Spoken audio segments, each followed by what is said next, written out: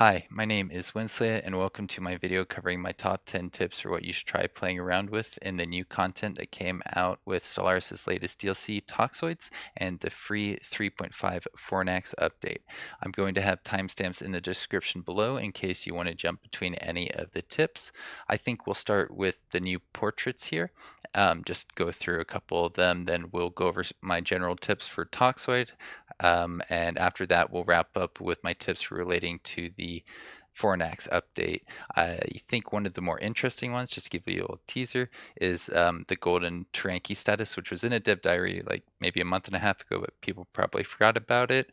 Oh, and I wanted to thank Paradox Interactive for providing me with a free early access key. That was very kind of them. So yeah, let's take a little look at what we have here. As you can see, I've selected my favorite one, the I guess the main guy for the Toxoid promotional material. You kind of see him in the center and all the different commercials and I guess posts they put out on Twitter. He's cool. He's tiny. He reminds me a lot of the spacers in Age of Wonders Planetfall, which is, as if you know my channel, it's my favorite game. Stellaris, close second. I love Stellaris, great game, but Planetfall, fantastic game. It's really silly, and this DLC reminds me so much of it. This portrait is easily the closest to their type of humor. I really like this one. It's funny. The little tube that isn't holding that little guy. This guy's pretty fun. I mean, all of them are great, honestly. You could say something nice about each and every one of these, but those are the ones that jumped out to me at first. I like the way this guy looks. It's like what's under the hood. You never know. It could be a lot of things. And then this machine guy's pretty cool too. So now that we've kind of taken a little look at our portraits, let's jump into my first tip, which is to play around with this new trait. Inorganic breath is very nice. It gives you a guaranteed source of exotic gases, which will mean that you can upgrade your research facilities, allowing you to keep pace with those pesky robot nations that just get tech basically for free. So I like this one. I think this one is really, really good. I think that it pairs super nicely with one of the advanced traits that they added in this DLC. Exotic metabolism is something that you can't get at the beginning of the game, so I actually have to load up a save to kind of show how they interact with one another. Give me just 2 seconds to pull that up. I think it was the bottom third one here. Exotic gases. Yeah, I used some console commands to try and figure out where exotic gases were. I didn't remember immediately it was an advanced trait, but I was able to figure it out. If we go here, you can see that the upkeep is 0.125 exotic gases on each pop.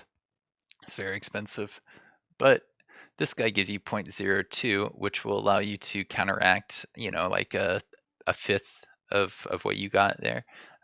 Pretty much a fifth of what you got there. You can lower upkeep with things like lower living standards. So there is a way to kind of get around this. But the interesting thing about it is it gives you an insane amount of pop growth, but is very expensive. So if you get it too early, your economy won't be able to support your pops. But if you get it too late, then you're not getting the full value of the pop growth. Leader lifespan, nice. Could work out with Overtuned or one of those other things that reduces your leader lifespan. I believe there's one or two others out there that I can't think of off the top of my head. But yeah, it's a really fun combination that I think a lot of people are going to try out in the multiplayers, and we'll figure out if it works well or not relatively soon. The next thing I wanted to show off was Scavengers. You have to blow up something to use the new Scavengers civic. This guy will give you the ability to get both the research and the resources off of a debris field. If you're not using Scavenger, it's usually a choice. This will just give you both of them, and sometimes that's like really, really good. So yeah, if we look here, he's about to clear some debris. We got this one. It's giving us both research and alloys. Quite a bit if you take enough fights. I think this pays off if you are an aggressive player, and I know a lot of people who play Stellaris are, so I think people are going to really enjoy this option. I saw in here after clearing out the Marauders, which have like some 10k fleets, one or two of these was worth I think like 1,000 or or something like that alloys, as well as the research that comes with it. So I love it. I think that's really cool. I think it could even make sense to switch into this later on if it's one of those civics you don't need at the beginning of the game. I believe you can, but I haven't tested it. So yeah, Scavengers is really fun. Um, you can get some boats, some ships out of it too. So that's something that is going to allow you to kind of snowball if you're able to get the lucky dice rolls. The next thing I want to talk about is Knights of the Old God. That is the origin that I took here. These guys have a special station which have these little Lord Commander Lord Commander units, Knight units, and Squire units that basically help you get to the end of the Toxic God quest line.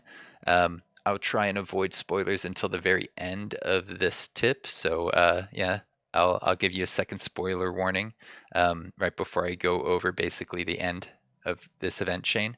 But yeah, for now we'll go over things that are just kind of like, you're gonna get these options.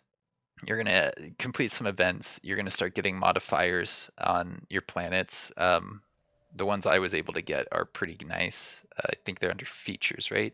Yes. Here's one of them, food, plus 25%, I believe, on just this planet.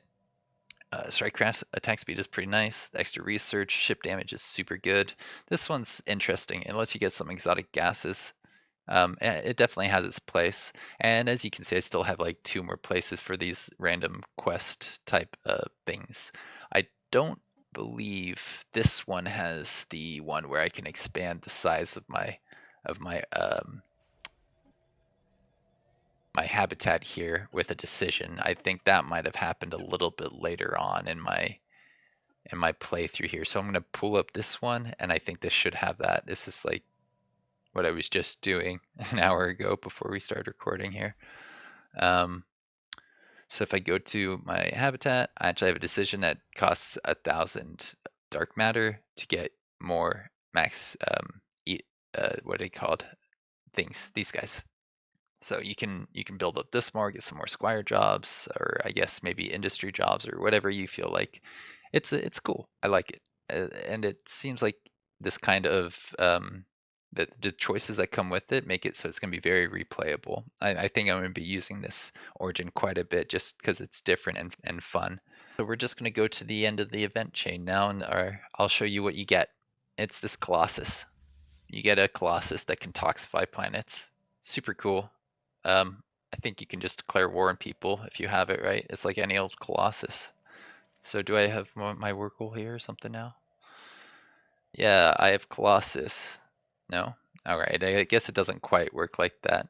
But it's cool that you can toxify planets as it goes so well with the theme. You also get like these 2 planets here.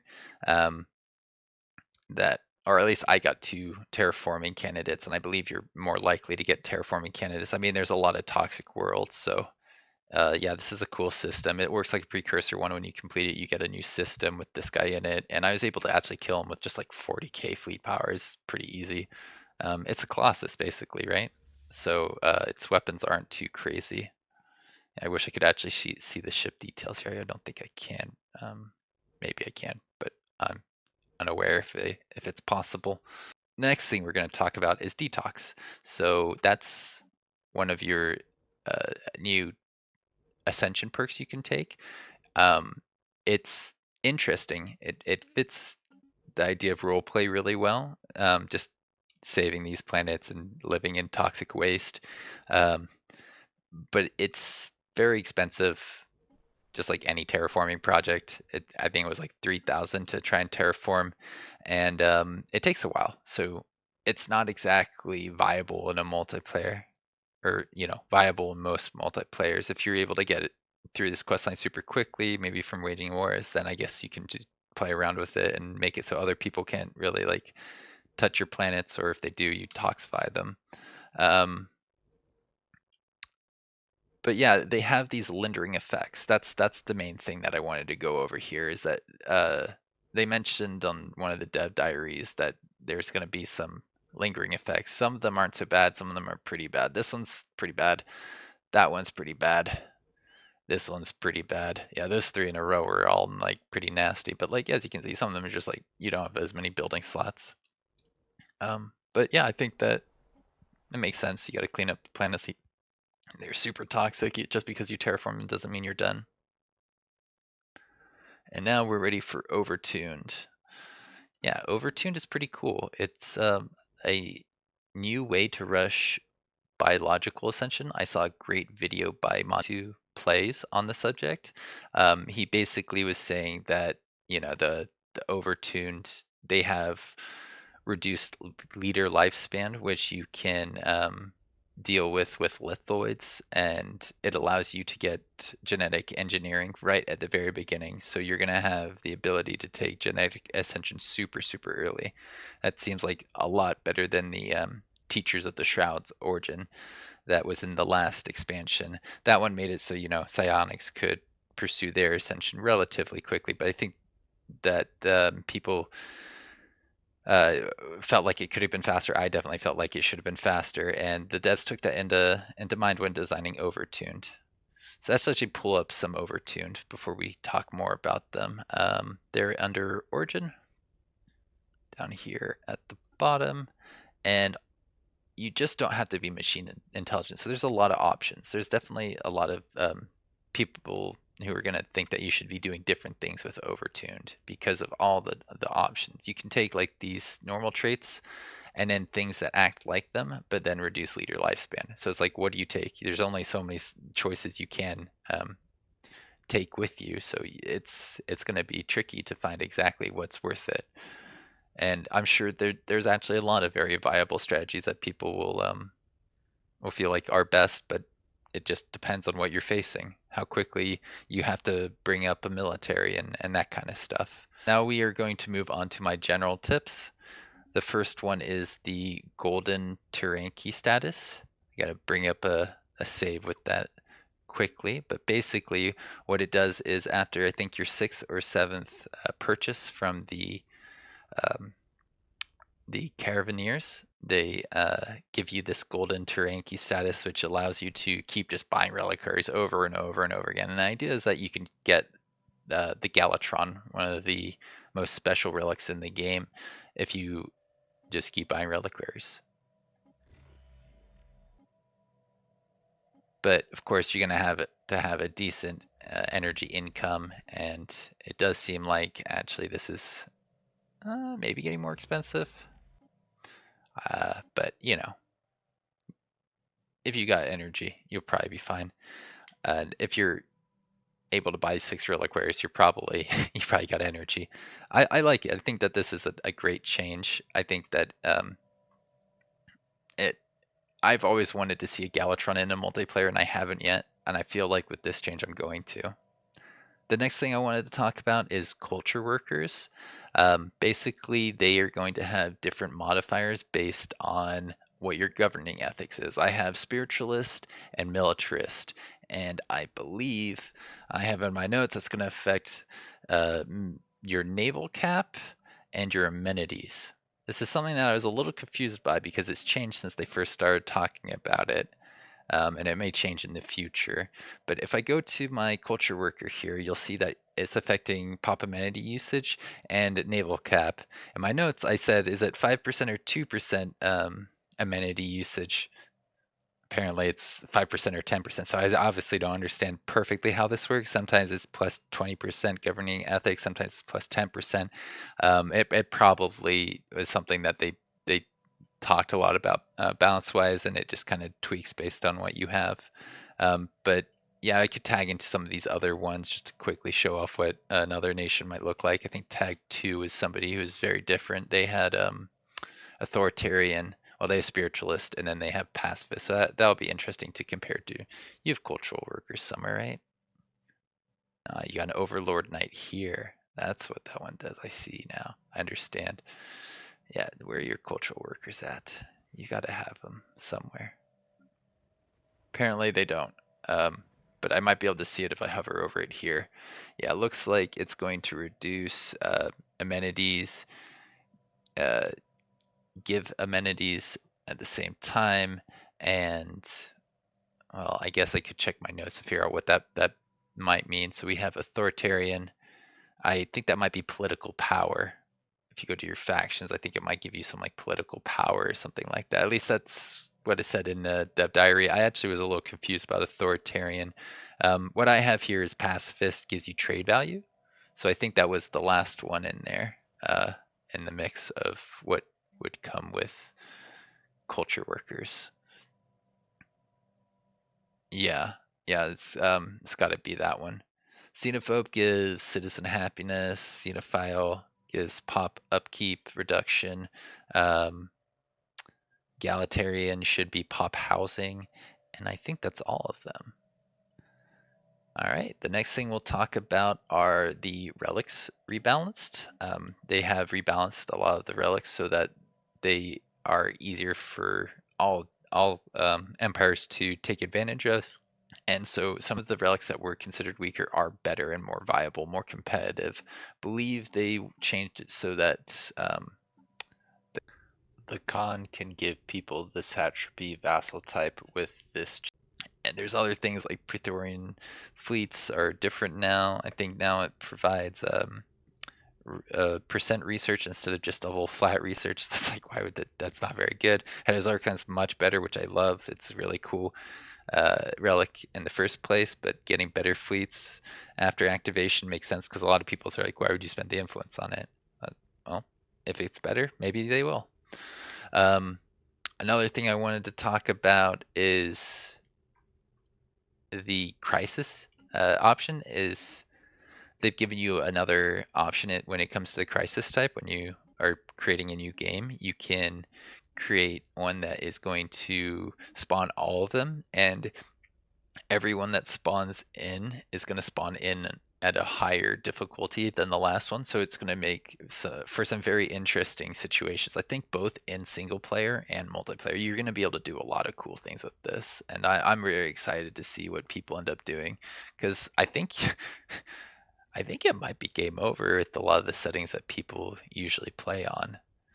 But yeah, once you choose your nation, you can go into here and you'll see there's a crisis type button. You can go with contingency, unbidden, Praetorian, random, or all. And I think I'm going to be playing with all for the next few times. If you want to join me for my multiplayer, we usually play at 9 a.m. Pacific Standard Time, and the link to my Discord is in the description below. My next tip is that you should probably check out Lithoids and some of the new traits that have been added into the game. We've got, I think, crystallization and radiotrophic for our Lithoid friends. So we go in here, appearance, you got to go over to Lithoid to get these traits to pop up. You're now my portrait, and we can see that crystallize and radiotropic. Okay, so you can get some organic pop assembly, which will be nice for lithoids, allow them to counteract their slow growth, and then radiotropic will, make it so that they don't consume quite so many minerals. It seems like an interesting change to lithoids that will make it so that some builds that were impossible before now are possible. So I'm excited to see what people end up doing with this, as well as the other new things, which is going to be my last tip. There's some new leader traits as far as I can tell. I only saw one new, what is it called? I think it's a leader trait that you get at the beginning of, I guess every leader gets their own special one when you hire them. It's called Mindful. It looks like it changed to 2 existing things, or maybe a combination of a bad one and a good one. If I go to one of my leaders, he's mindful. Yeah, now anomaly discovery chance makes it so you're slower with arcologies. And I think it used to be plus 10% discovery chance. So it's a very interesting change. I don't know if I like it, but it is there. And there was one other thing I noticed when I was looking at the dev diaries that was, I think it was this image. Yep, there we go. I don't know if you can see that very well. Let's move it around. Yeah, I noticed this yellow icon, and I'm not sure what that is. If you have any idea, I'd love for you to share in the comments below. And that's it. That's everything I wanted to share with you all. Thanks for watching. I'll be putting out more videos like this when we get some more Stellaris content, and or when there's a new game that I want to check out. I think I might look into Victoria 3. If you're interested in that, check out the channel in a few weeks. I'll see you around. Have a good one.